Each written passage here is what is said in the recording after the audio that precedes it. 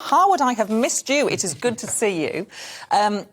Labour, they've got a clear policy. If there's a Labour government, energy bills wouldn't go up. What's not to like? Yes, it's a clear policy. It's an easy policy to communicate, and that's why it's very politically attractive. And the limited polling that we have seen around it shows that it has fairly broad support.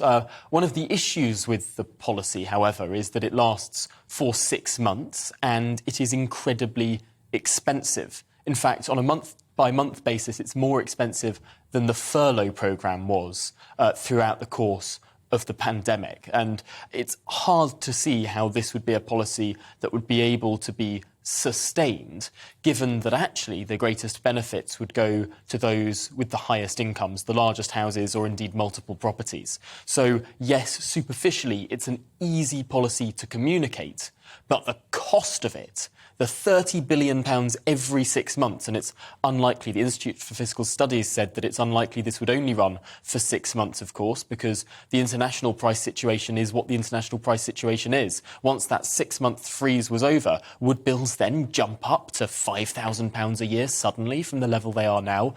Unlikely. This would be a thing that would be rolled over, otherwise it would create a crisis, and that would cost tens of billions of pounds. It would cost £60 billion a year.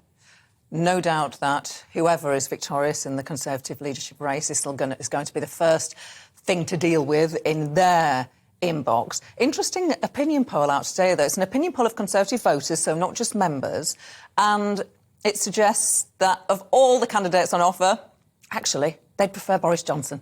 Yes, not quite a majority, but certainly a large plurality of the vote. Around 44% of Conservatives saying that Boris Johnson, were he on the ballot, would be their first preference choice. Second is Liz Truss. Third is Rishi Sunak. And after that, don't know, smatters up the rest of the percentages. But it's fascinating to see that there's actually a level of regret, one might say, because there were polls of the Conservative Party membership, of certainly Conservative Party voters, before the defenestration of Boris Johnson, saying they thought it was his time to go, that he should have resigned.